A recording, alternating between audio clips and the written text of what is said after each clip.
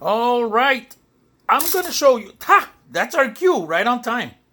I'm going to show you how to make me a ham sandwich. You can make a ham sandwich for anybody you want. Anybody you want, Holmes. But when you make a ham sandwich for NARS, this is how NARS specifies. Hold on. All right.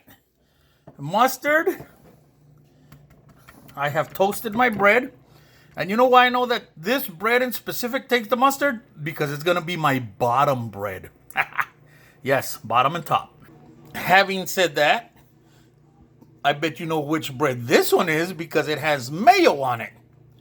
That's right, kiddies. This is my top bread. All right, my cheese of the day is a shredded mozzarella. I'm going to put these thin slices of tomato. They're not that thin. I remember a commercial that used to say back in the 80s, the Ronco slicer and dicer. It slices tomatoes so thin, your in-laws will never come back. I never knew what the hell that meant. But anyways, tomatoes, pickles. Whew, my God, my mouth is watering. My ham slices. I cut these off of a ham I had there in the fridge. And I like nice big chunks of onions. Anybody that talks to me for the rest of the day is going to go, whew, did you eat onions?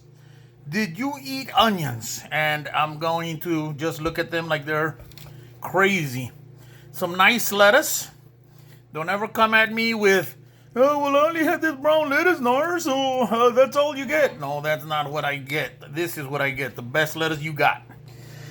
And then you cut it from corner to corner like they used to do at the Walgreens drugstore in Uvalde, Texas, back in the 70s when I was a kid. Yeah, they had invented toast by then. Anyways, childhood memories. So, this is the way to make me a sandwich. I hope you guys get that opportunity to do it one day.